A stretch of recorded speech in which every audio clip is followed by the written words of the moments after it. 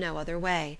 His regard for her was quite imaginary, and the possibility of her deserving her mother's reproach prevented his feeling any regret.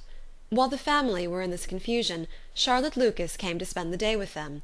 She was met in the vestibule by Lydia, who, flying to her, cried in a half-whisper, "I am glad you are come, for there is such fun here. What do you think has happened this morning? Mr Collins has made an offer to Lizzie, and she will not have him." Charlotte hardly had time to answer before they were joined by Kitty, who came to tell the same news, and no sooner had they entered the breakfast-room, where Mrs Bennet was alone, than she likewise began on the subject, calling on Miss Lucas for her compassion, and entreating her to persuade her friend Lizzie to comply with the wishes of all her family. "Pray do, my dear Miss Lucas," she added in a melancholy tone, "for nobody is on my side, nobody takes part with me. I am cruelly used, nobody feels for my poor nerves." Charlotte's reply was spared by the entrance of Jane and Elizabeth. "Ay, there she comes," continued Mrs Bennet, "looking as unconcerned, it may be, and caring no more for us than if we were at York, provided she can have her own way.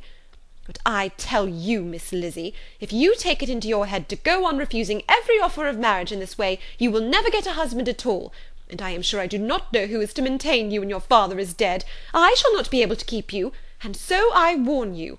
I have done with you from this very day. I told you in the library, you know, that I should never speak to you again, and you will find me as good as my word. I have no pleasure in talking to undutiful children. Not that I have much pleasure indeed in talking to anybody.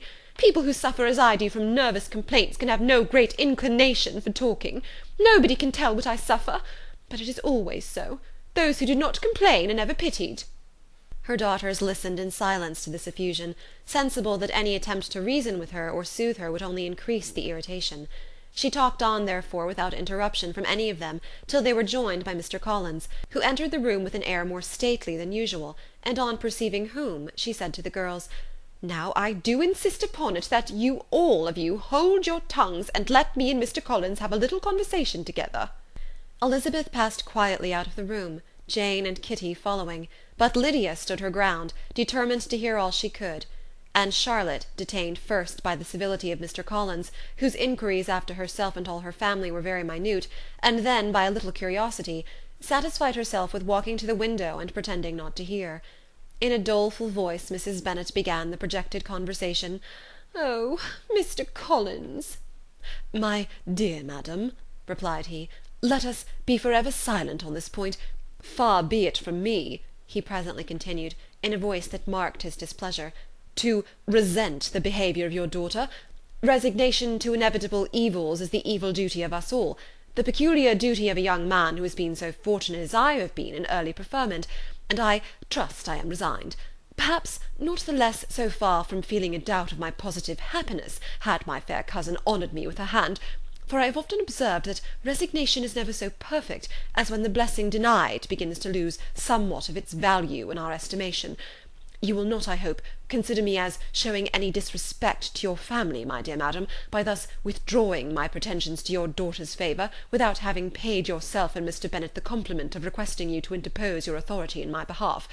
My conduct may, I fear, be objectionable in having accepted my dismission from your daughter's lips instead of your own, but we are all liable to error.